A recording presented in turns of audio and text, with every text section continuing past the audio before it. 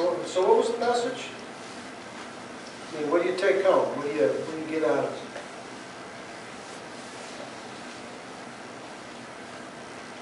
Say lack of... The lack of contrast. I think that's what most stuck out to me about it. It's like, oh, wow. What am I doing that makes me look like everyone else?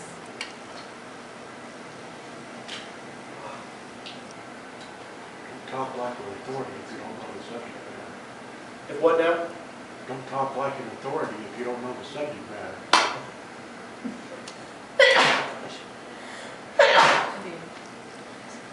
Okay.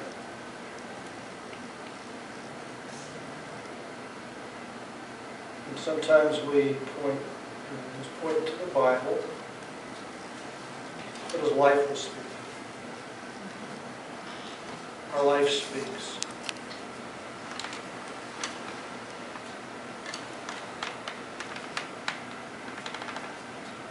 Our everyday walk, a day life has an impact.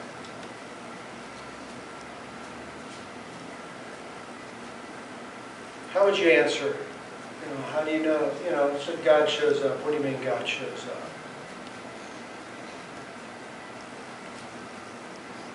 How do you even answer that question? I mean, that's how they got into it.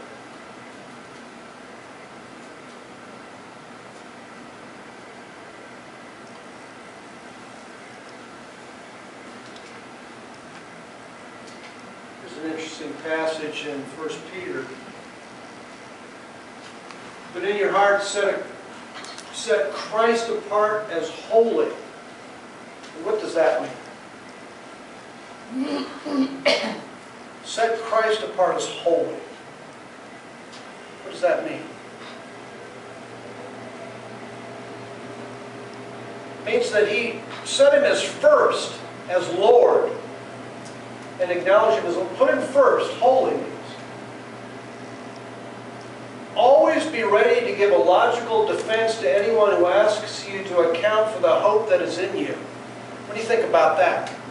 Always be ready to give a logical defense to anyone who asks you to account for the hope that is in you. Do it courteously and respectfully. Are we ready for these conversations? That's not a suggestion.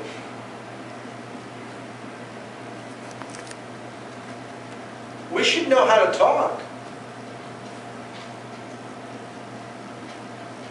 We should know what we believe. We should know who we are. I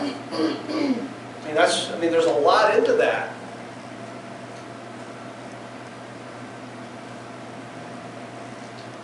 What was the positive thing about the clip? What was positive?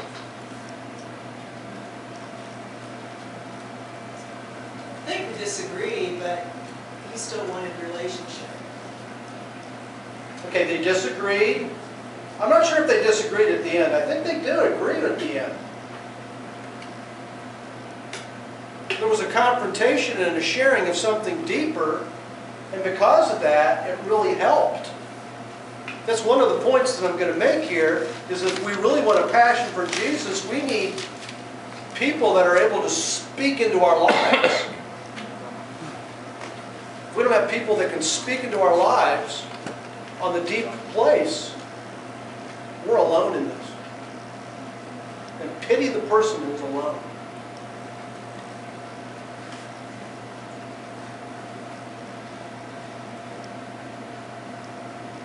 What was evident is that the guy had sort of it wasn't a real passion for Jesus. He was living like everybody else. Went to the right place on Sunday morning, I guess. Fan the flame. This will be a two-part message. We'll get into several of the points today. 7 passion killers. What are some passion killers? What will kill your passion for Jesus? Being overwhelmed. Okay, being overwhelmed.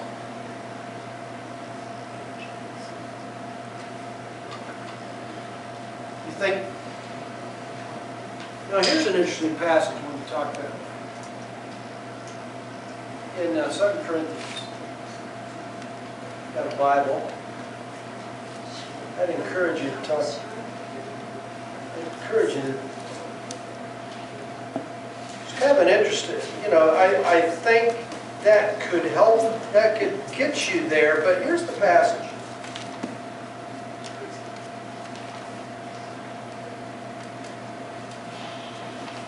Second Corinthians chapter 1, verse 8. We do not want you to be uninformed, brothers, about the hardships we suffered in the province of Asia. Here's Paul saying that we've suffered. We were under great pressure, far beyond our ability to endure, so that we despaired even of life. Now that's, what did you say? Overwhelmed. That sounds like overwhelmed. We were under great pressure, far beyond our ability to endure, so that we despaired even in life. Indeed, even in our hearts, we felt the sentence of death. But, say but. But. Say, when you have a but, what does that do? Everything after the butt. Wipes It out cancels what's at the beginning. It wipes out what's before. I mean, we understand that, right? It's like Mike's with, is at our home this week because his host parents are on vacation. I mean, it's a suffering thing. They're down in Florida, his host parents are. But Mike's in our house. Now, what if I'd say to you, Mike, I'm glad you're in our house, Mike, but... what would communicate to him at that point if I would say that? Something bad up there. There's some, But- All of a sudden, I'm glad you're in my house. You're not hearing that anymore. You're just waiting for the what's after the but, because that's the real deal. Okay, now here's Paul, and he's saying we were under great hardship, we suffered, we were under great pressure, far beyond our ability to endure, so that we despaired even in life. Indeed, in our hearts we felt the sentence of death. But this happened that we might not rely on ourselves, but on God, who raises the dead. So, being overwhelmed could lead to killing our passion if we respond and let it. Or we could say, bingo, this is an opportunity to rely on God, who can even raise the dead. Now, what I like about that is that they were reminded of what happened to Jesus. All their hopes were gone when Jesus died. And if He can raise the dead, if He can come back from the grave, He can fix anything. He can do anything. Nothing is a lost cause. No one's a lost cause. No problem's too bad. There's always hope. Or,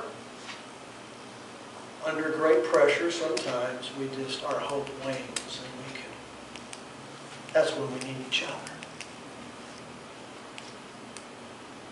Okay, what else could be a passion killer? That's good. Thank you, Joe. Taking up an offense. Taking up an offense. So bitterness. Bitterness can kill your passion. Saying passages, I'm thinking passages as you talk. And that was one found in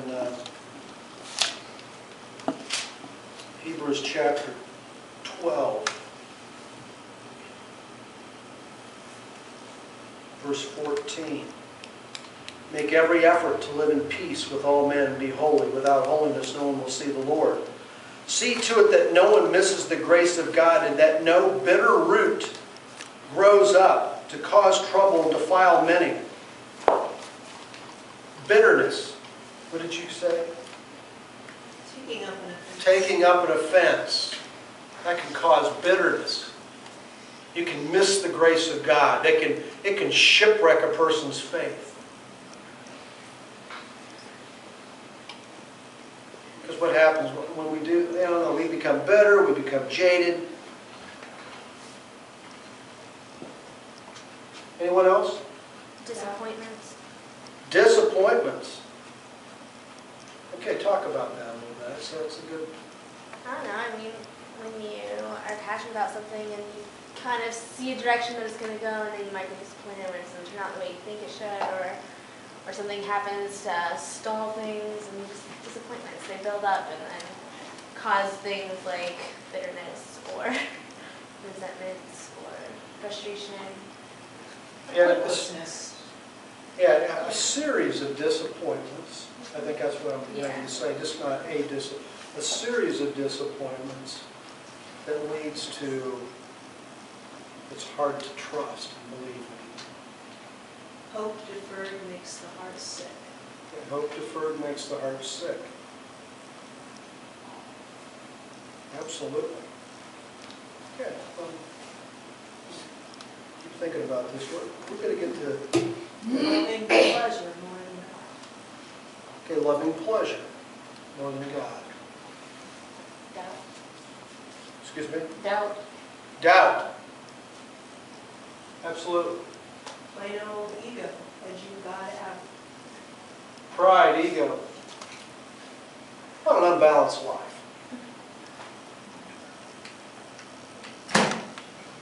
Because passion, we don't all of a sudden have passion in one moment, and we don't all of a sudden lose passion in one moment. How about an unbalanced life? Some of us here are so busy that we don't fuel up. Some of us here, I was talking with somebody that's, they're working 10, 12 hours a day, sometimes 7 days a week, and they have a tendency to get burned out. And then this person was talking to me about how they were off for a month and didn't have a job at all. That can lead to your passion getting killed when you don't have anything. You don't have enough to do, or you have too much to do. We need balance. You understand what I'm talking about? There's this balance. And there's a season in our life. Because some seasons we need to be taking in more. Some seasons we need to be giving more. There needs to be this balance between work and rest and renewal. Now, one thing about work, if we don't enjoy our work, that makes it all the worse. If you're not using your gifts or your talents, that makes it all the worse.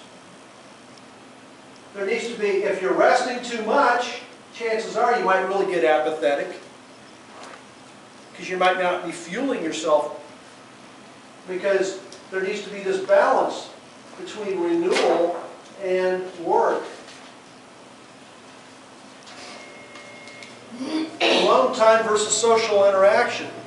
Some of us need more social interaction. Some of us need more alone time. We need to find our balance.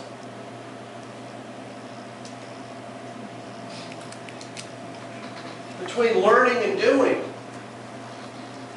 We need a balance between taking in new things. Some of us haven't learned anything new and really are not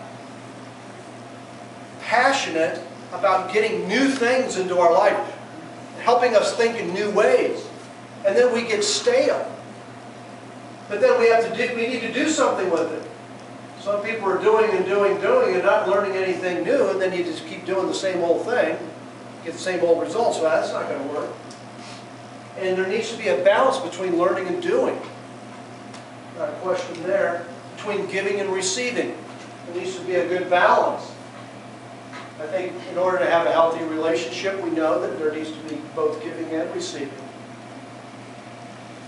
And we need to know the season of our life in this balance. Some seasons we're primarily learning, primarily in renewal, primarily receiving. In some seasons we are more into giving and doing and work and interacting. You need to know the season of your life. An unbalanced life. I've experienced both of those where I've been way too busy. It was back in the day when I had this pager on me. Now, that was back in the